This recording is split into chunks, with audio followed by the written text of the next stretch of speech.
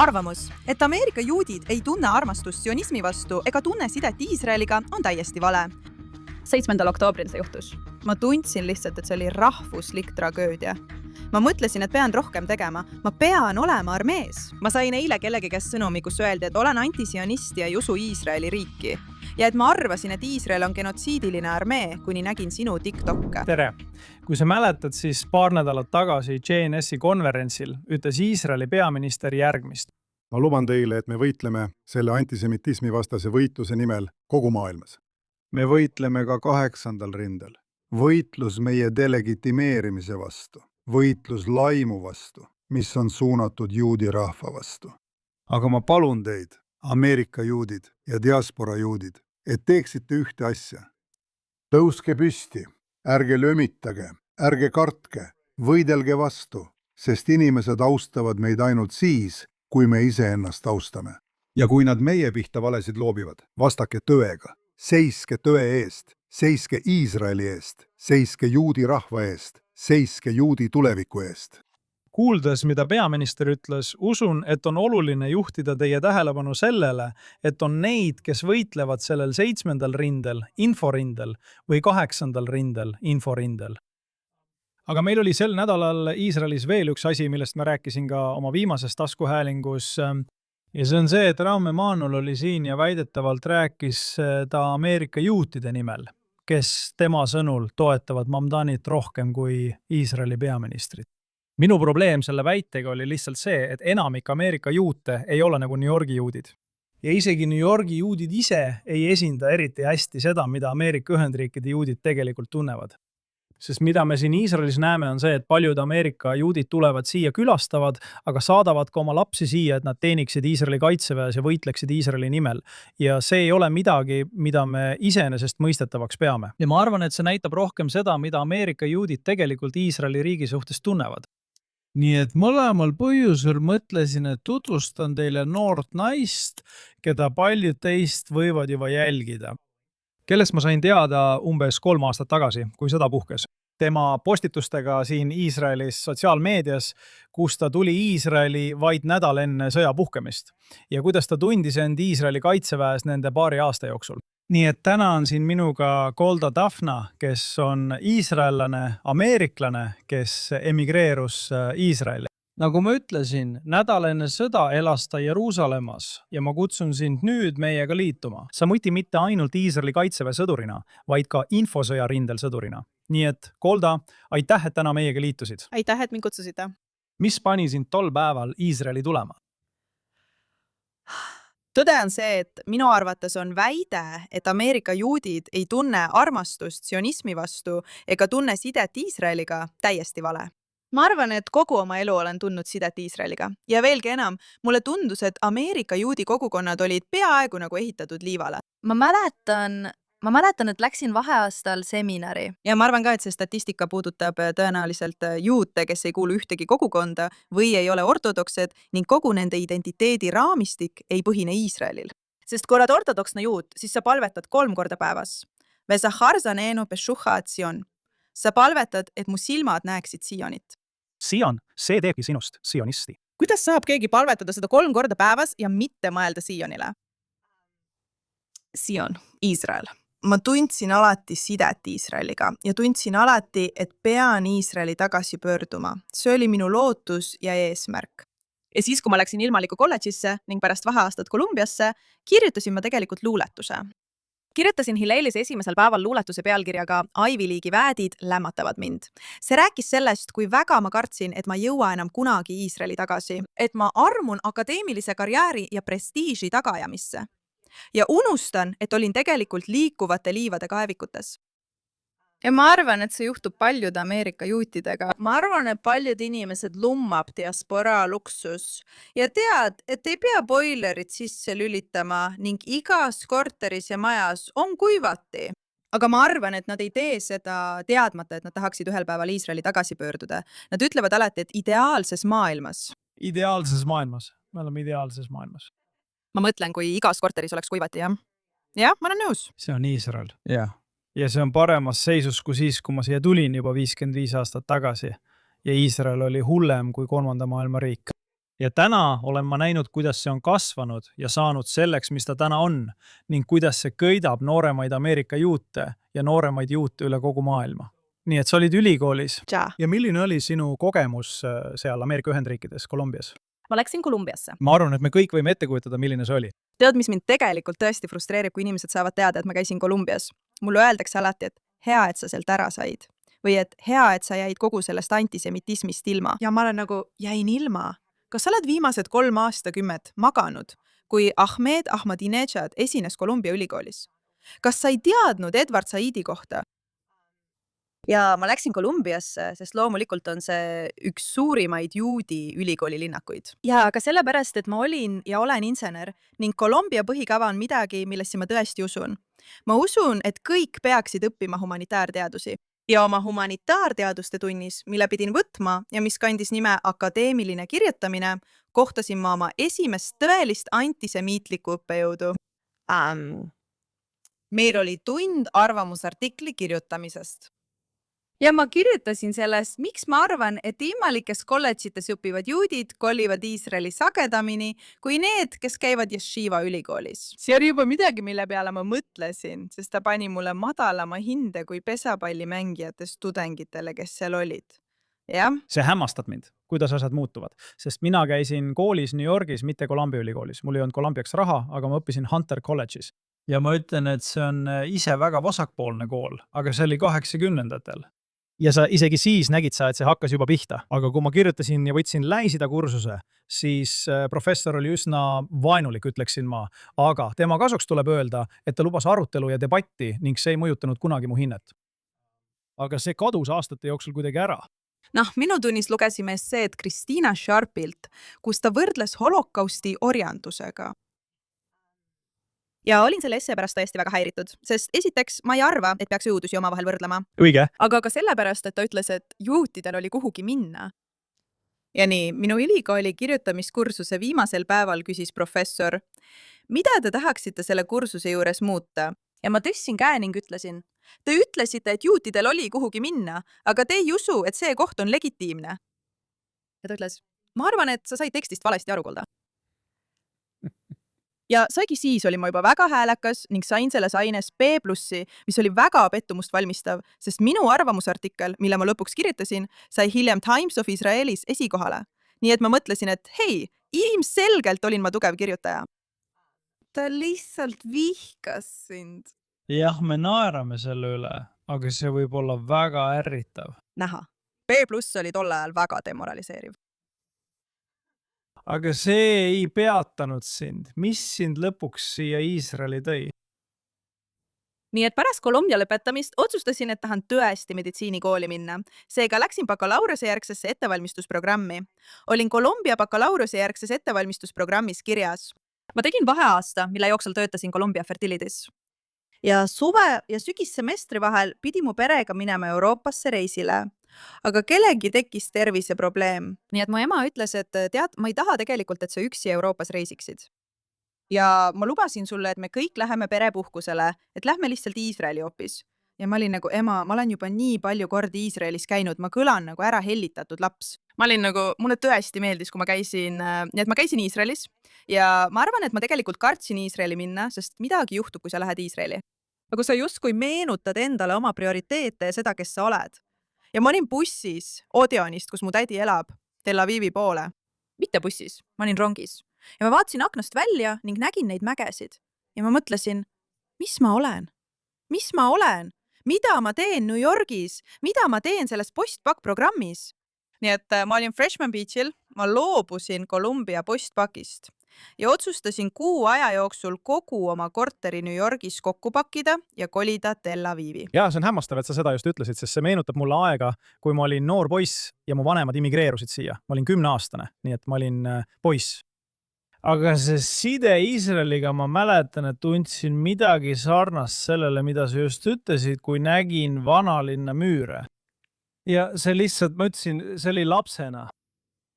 See on hämmastav, et sa selle seose seal lood, sest ma ei olnud sellele kunagi mõelnud enne, kui sa seda mainisid ja nüüd ma mäletan hetke, mil tundsin siin sidet. See oli aasta või 2 pärast seda, kui me juba siia kolisime, aga see tähendas mulle järsku midagi. On hämmastav, kuidas sellised väikesed asjad võivad sind mõjutada. Ma mäletan, et läksin tagasi oma korterisse, siis mul oli Airbnb Tel Avivis ja ma mäletan, et läksin tagasi ja ei saanud oma Airbnb-sse sisse. Ma FaceTime'isin tol ajal oma parima sõbrannaga ja ma olin nagu, ma arvan, et ma pean Iisraeli kolima. Vahetult enne nagu, mida ma teen. Ja ma hoidsin käes karpi viinamarjadega. Ma helistasin Airbnb omanikule. Ta ei lasknud mind sisse. Ma istusin põrandal ja ta helistas mulle. Ta ütles, see on sellepärast, et sa oled purjus. Ja ma olin nagu, ma ei ole purjus. Ma luban, ma ei ole isegi midagi joonud. See oli nii kummaline ja isegi sel hetkel, kui minu peale karjuti vigases inglise keeles, ei saanud ma oma Airbnb-sse sisse. Ma olin just ostnud ülikallaid viinamarju Ampamist ja ikkagi tundsin, et see on minu kodu. Ma ei taha siit lahkuda. Isegi kõige raskemal hetkel tunned end siin Iisraelis paremini kui ükskõik kus mujal maailmas. Jah. Samuti, kui ma kõndisin Tel Avivi tänavatel, ma elasin New Yorgis Upper West Side'il, käisin Kolumbias ja see oli tõesti ohtlik. Nagu Upper West Side'il New Yorgis oli kuritegevus. Sa ei saa New Yorgis tüdrukuna öösel üksi tänaval kõndida, aga Tel Avivis tunned end täiesti turvaliselt. See on täiesti erinev reaalsus. Ja. Nii et üks asi on siia tulla ja Iisraeli kolida, teha alija, sa ei valinud lihtsamat teed. Sa otsustasid liituda Iisraeli kaitseväega ja sa ei olnud 18, sa polnud 18. Ei, see oli tõesti raske. See oli väga keeruline. Esiteks tunnen ma end väga õnnelikuna tänu oma sotsiaalmeediale, sest tüdrukud tulevad iga päev minu juurde ja ütlevad, ma liitusin tänu sinule. Ma mõtlen, ma lähen välja tänu sinule. Tõesti. Iga nädal vähemalt korra ja mu DM-id on alati üle ujutatud küsimustega sõjaväe kohta. Ja mul on kahju, aga ma pole selleks piisavalt karastunud, et kõigi küsimustele vastata. Aga plaan oli teha oma järeleõpe avatud ülikoolis. Võtsin Ben-Gurioni ülikooliga ühendust ja küsisin, kuidas ma saan arstiteaduskonda sisse? See oli ikka veel minu plaan. Ja siis juhtus 7. oktoober ning tunnid tühistati. Ja ma tundsin, et ma ei tee piisavalt. Ma mäletan, et olin Eliezer Kaplani tänaval kas oktoobris või novembri alguses, kui pantvangide vabastamise meeleavaldused ja pantvangide perekonnad olid veel Eliezer Kaplani tänaval. Ja ma mõtlesin, kuidas ma saan aidata, palun. Ma olin vabatahtlike grupi vestluses, kus me viisime toole Maksane keldrisse.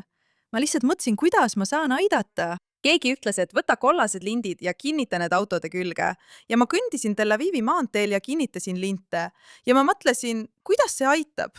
Keegi ütles, et pered näevad seda ja teavad, et nad ei ole üksi. Ja ma lihtsalt tundsin, et see oli rahvuslik tragöödia.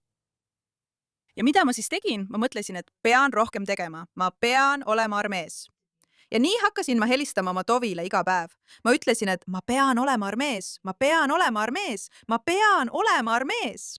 Ja ma leidsin üksuse, kus ma olen biomeditsiini insener, kus ma sain olla biomeditsiini insener, kus neil ei olnud tehnilist ametikohta, mis on ohvitseri koht, kuhu ma oleksin pidanud minema, sest mul on kraad. Aga tegelikult läks kõik hästi, sest siis ei olnud mu teenistus nii pikk, kui see oleks võinud olla. Mis on nagu... Seda inimesed ei mõista.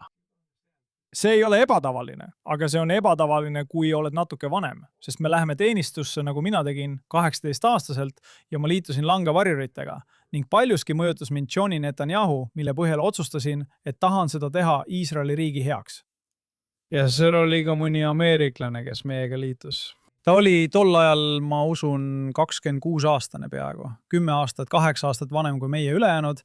Me olime lapsed, tema oli küpsen, tal oli kraad, tal oli kõik olemas. Sa võid teada, kellest ma räägin. Tema nimi on doktor Michael Oren, endine suursaadik, endine minister Iisraeli valitsuses. Michael ja mina oleme langevarjuritest armeekaaslased. Lähedasemad sidet ei ole. Aga ta tuli ja ma mäletan alati tema ajast, kui raske see oli. Mitte ainult olla täiesti võõras riigis, vaid ka olla natuke vanem. Nii et sul olid mõlemad need asjad tol hetkel enda õlul. See oli ka nii, et mul on maailma parim komandöör, aga kuna ta oli ka olep ja ta tõesti mõistis seda, see oli ka väga valusaid tundeid esile kutsuv aeg naisena, olana, juudina. Ma mäletan, et kõige raskem aeg oli baasväljaõpe. Ma muutusin justkui juhiks baasväljaõppes. Mind ümbritsesid 18 ja 19 aastased tüdrukud ja kui me olime baasväljaõppes oma esimesel valvekorral, oli see nii raske. Nad ärkasid 2 tundi varem, et meiki teha. Nad kaebasid ja nutsid. See oli lihtsalt nagu, ma ei saanud kunagi tõsielusaadetest aru. Et ma naeran ei. Ma ei saanud kunagi tõsielusaadetest aru. Ega sellest, kuidas inimesed käituvad nii rumalalt ja lasevad end ümbritsevast mõjutada. Kuni ma ise hakkasin käituma nagu 18 või 19-aastane tüdruk. Ja ma olin nagu, mis toimub? Ma nutsin kogu aeg, mu küpsustase langes märgatavalt. aga meie esimesel Šmiral avaldati täpselt samal ajal videod tüdrukutest Nahalosist, keda rööviti. ja kõik tüdrukud vaatasid seda ja said sellest väga häiritud. ja lõpuks rääkisin Samaliga.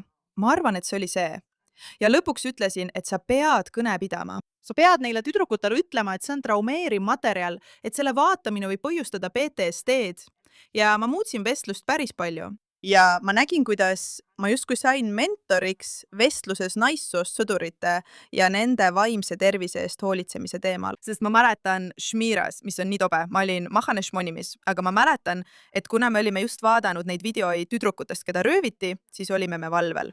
Nii et iga heli peale ma ehmusin ja iga tüdruk samuti. Nii et minu ajateenistus oli väga pingeline, sest ma arvan, et kogu rahvana olime me mitte isegi posttraumas, vaid kõik elasime parajasti traumat läbi. Ja minu taluvusvõime oli vist palju väiksem. Ja ma tunnen end tõesti õnnelikuna, et minu üksuses armees oli mul ülem, kes oli uus immigrant. Ja ta oli minust vanem ning ta oli mulle nagu vanem vend. Ja mul oli tõesti vedanud, et mul see oli, aga see oli väga raske, sest ma olin ohvitser, ma pidin tegema nagu Vorter Ätasaar. Ma pidin istuma põllul 5 tundi ja valvama ultraortodokseid juute, kui nad protestisid. Ja ma olin nagu, sa oled koos 18-aastastega, kellele lihtsalt meeldib viriseda ja siis hakkad ise ka virisema. Ja sa mõtled, ma ei tahagi viriseda, see on ju minu unistus. Kuule, kas see ei pane sind end paremini tundma? Mul on tütar, kes on sinust natuke noorem. Temast sai ohvitser. See ei lähe kergemaks. See ei lähe kergemaks. Ta töötab piiripolitseis ja see ei ole jah. Ja, aga nad küsisid alati, nad olid nagu, miks sina ei ole ohvitser? Ja mina, ära küsi mult, see on tundlik teema. Nii et sa olid seal, peaaegu 2 aastat. Ja, peaaegu 2 aastat, jah. Sa tegid kogu teenistus ära ja hakkasid umbes sel ajal postitama. Mina ei avastanud sind. Sa ilmusid lihtsalt mu voogu. Armees räägiti palju minu postitustest, jah. See üllatas mind, sest ma ei teadnud, et nad selle andsid ja tegelikult tahtsin ma sellest sinuga rääkida oma raadiosaates Galilei Radios. Ja Galilei Dovertsali ehk Iisraeli kaitseväe pressiesindaja üksus ei lubanud mul sinuga intervjuud teha. Ma võitsin konkurssi, et minna Pariisi eriolümpiale. Kõik kulud kaetud, hotellid ja kõik muu. Dovertsal ei lubanud mul minna. Miks? Pressiesindaja idee. Sest seal oleks olnud intervjuud ja nad ütlesid, et nad ei saa neid eelnevalt heaks kiita. Ja kõik mu TikTokid, mul olid oma mõtted, issand, ma armastan teda. Aga iga kord, kui sain TikTokis teavituse, et ta lemmikuks pani mu video, vajus mu süda saapas äärde. Ma mõtlesin, et ma pole isegi, mida ma nüüd tegin. Aga ma olin, Nemad olid. Nad vaatasid. Ma arvan, et nad ei saanud ka aru, et paljud inimesed, kes mind vaatasid, olid 18 või 19 aastat vanad. Ja ma ei usu, et nad said aru, et ma olen 24 ja 20. Ma olin tol ajal 24 või 25, 26. Nii et nad rääkisid minuga Hezbollahast, aga ma olen selles huvikaitse valdkonnas olnud alates 16 eluaastast. Ma alustasin oma ma olin oma esimeses, nii et sa tegid seda juba varem. Seda nimetati Write On. See oli selle kohta, kuidas kirjutada arvamuslugusid, kui lähed ilmaliku ülikooli. Ja siis ma tegin Hasparat. Ja ma kasvasin üles väga sionistlikus kodus, kus Herzl kutsus minu vanaisa Iisraeli maale asuma. Nii et Iisraeli ja Palestiina konflikt on minu jaoks veres. Ma olen selles väga haritud. Ma käisin Ravabis. Ma tean piirkondadest A, B ja C, nii et Dovertsal oli nagu enamik. Israellased ei tea. Jah, nad nagu võtsid mind ette ja ma olen Columbia ülikoolis hariduse saanud. Ja ma arvan, et Haspara ei käi sellest, et tunnel on 4 meetrit korda 6 meetrit. Haspara on nagu see, et ma sain eile kellegi käest DM-i, kus öeldi, et ma olen sionismi vastane ja ma ei uskunud Iisraeli kui riigi olemasolusse. Ja ma arvasin, et Iisrael on genotsiidiline armee, kuni ma nägin sinu TikTokke. Tõesti. Ja see ei tundunud mulle loogiline, sest sa ütlesid, et olid meditsiinikorpuses ja päästsid elusid. Ja ma mõtlesin, aga ta ju ei tapa lapsi. Nii et Haspara ei ole need infograafikud või mikrofoniga esinemine ja mulle tegelikult ei meeldi see sõna Haspara. Me oleme nagu ainsad inimesed, kes leiavad vajaduse. Selle sõna tõlge inglise keelde on selgitama, end selgitama. Me oleme ainsad inimesed, kes tunnevad, et peavad end selgitama, selle asemel, et lihtsalt infot anda ja selles võitluses kaasa lüüa. Või isegi mitte info andmine. Võib-olla on asi lihtsalt selles, et anda platvorm Iisraelis juba olemasolevatele häältele, näidata nende kogemust. See selgitus. Ma arvan, et parim Haspara on, et vahel inimesed ärritavad, nad ütlevad, miks ta jälle oma endisest poissõbrast räägib. Aga ausalt, parim Haspara on Haspara, mis ei püüagi olla Haspara. See on lihtsalt üks tüdruk, tead küll, keegi, kes päeva lõpuks, üks tüdruk, kes oli iraanlane, ütles mulle, tead, mul on tõesti valus. ta kirjutas mulle TikTokis, kommenteeris mu TikToki, kirjutas mulle Instagramis. Ta ütles, tead mis, ma ei usu sind. Mul on tõesti valus, et sul on jultumust Iraanist rääkida. Ja ma tean, et sa olid Iisraeli kaitseväes ja teie ei salli palestiinlasi. Ja tema ütles, et ta on DD ellu jäänu. Ta hakkas jagama neid intiimseid detaile, millega ta minu looga samastus. Ja ma ütlesin, tead mis, räägime telefonis. Ja tõesti, ma rääkisin temaga telefonis tunde. Ja ma säratasin talle, kuidas mina Iisraeli ja juudi naisena suhestun ühiskonnaga, kus nende ühiskonnas sunniviisiline islamiseerimine, islami vallutus, soov muuta nende keelt ja kultuuri. Tead, see on väga sarnane sellele, kui rajada Al-Aqsa mošee meie templi kohale. Ja täiuslik näide. Ja kuidas naiste alla surumine ja rõhumine ei ole üldse juudi väärtus. Ja me lubasime Iraani rahvale, et vabastame nad. Ja ma rääkisin temaga sellest ning veensin ta ümber. Ja kuna ta teadis minu lugu, teadis ta, mille eest ma seisan. Nii et päeva lõpuks ei ole asi nendes propagandavideotes. Asi ei ole inimeste viimises abipakkide pakkimiskeskustesse. Asi ei ole inimeste viimises piirile. Kedagi ei huvita. Inimesed tahavad teada, kes on Golda, mis inimene ta on, kes on Iisraeli sõdur. Nii et loo see side, see isiklik side. Ja ma tegin seda siis, kui töötasin valitsuse heaks avaliku diplomaatia alal, nagu me seda nimetasime. Ma ütlesin tol ajal, et valitsus peab astuma sammu tagasi ja laskma avalikkusel tegutseda. Ja nüüd on teil selleks võimalused, mida teil aastaid ei olnud. Nüüd räägib iga inimene lihtsalt oma isikliku loo. See muudab selle isiklikumaks, see muutub inimlikumaks ja arusaadavamaks. Ja kui nad seda näevad, sest mida Iisraeli vastane propaganda üritab teha, on maalida meist üldist pilti, nagu oleksime kõik ühesugused, sionistlikud mõrvarid ja üldistada. Ja kui sa selle lihtsalt asjadega lahti seletad, siis ma ei ürita ega väida, et peaksin kedagi veenma, kes on raevokas antisemiit või juudi vihkaja. Ma räägin inimestest, kes tõesti tahavad teada, nagu see Iraani naine. Kui neil on see aeg olemas, siis jõuad sa nendeni isikliku loo kaudu, mitte mingi propagandatekstiga. Nii et sa tõestad seda, tehes seda lihtsat asja. Ja ma soovin, et oleksin saanud rohkem teha. Tead, nagu ma sulle rääkisin sellest taskuhäälingust, kus ma tahtsin öelda, et minu üksus tegi selles sõjas nii palju uskumatuid asju. Ja ma tõesti tahtsin seda jagada, aga ma ei saanud, sest ma ei saanud olla mu üksuse esindaja. Aga me päästsime rauamõõkade sõjas hinnanguliselt 400 sõdurit täis vereühikuid üle kandes. Ja mina ning minu üksus olime mina isiklikult vastutasin katsete eest, mis puudutasid nende vereühikute tarnimist lahinguväljadele ja tarneahela probleemide lahendamist. Ja see hõlmab ka meditsiinivarustust kaasaelanikele ja ma tahtsin seda nii väga öelda, aga mu käed olid seotud. Nii et sa ütled. Nüüd ütled seda, aga lisaks sellele punktile, mille sa tõid välja, kui ütlesid, et andsid selle kaasaelanikele. Üks asi, mida Iisraeli meditsiiniüksus, mis läks Venezuelasse praegu teeb, on nende samade asjade kasutamine, mida me õppisime. Mitte ainult siin juhtunud katastroofide puhul, vaid ka lahinguväljal.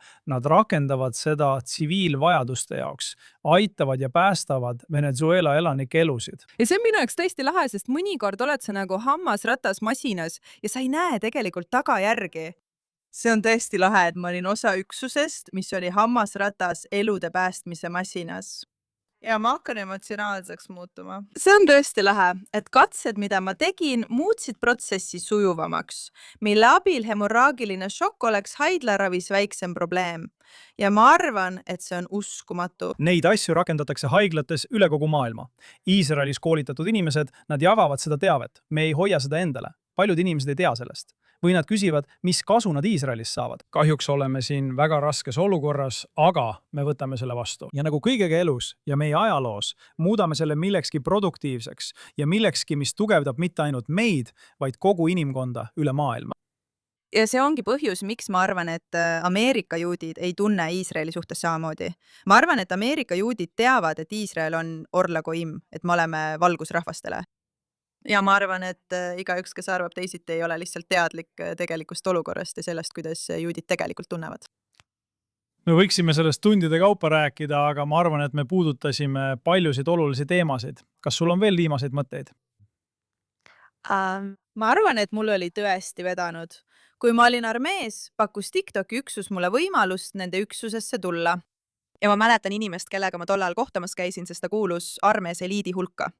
Ta kuulus väga eliitsesse lahinguüksusesse. Ta tegelikult Ta tegelikult tegi uskumatuid asju, soovin talle ainult parimat. Aga ta ütles mulle, et sa ei peaks olema TikToki üksuses, sa pead oma haridust rakendama, sa päästad nii rohkem elusid. Ja ma olin tõesti pahane, sest see polnud alati nii lõbus. Ja TikToki üksus oli lõbusam, olgem ausad, meil oli seal tore. mida TikTokiga tehakse? Mul ei olnud tore. Ma kirjutasin aruandeid, jäin hilja tööle. Minu ülem ja mina sõitsime põhja poole. Oli palav ja soomukid. See ei olnud lõbus. Aga ma olen tõesti rahul sellega, millist mõju ma suutsin oma sotsiaalmeediaga selles üksuses olles avaldada, sest ma ei olnud ametlik Iisraeli kaitseväe pressiesindaja ja ma ei olnud sõjaväes propagandaga seotud valdkonnas. Minu lugu avaldas rohkem mõju, sest see ei olnud midagi muud kui puhtalt motiveeritud soovist päästa teisi elusid. Ja inimesed ei tea, et see on tegelikult tõotus, mille me anname meditsiinikorpuses, et me päästame kõiki, isegi vaenlase võitlejaid. Ja see on nagu tõotus ja põhimõte, mille järgi ma oma elu elan.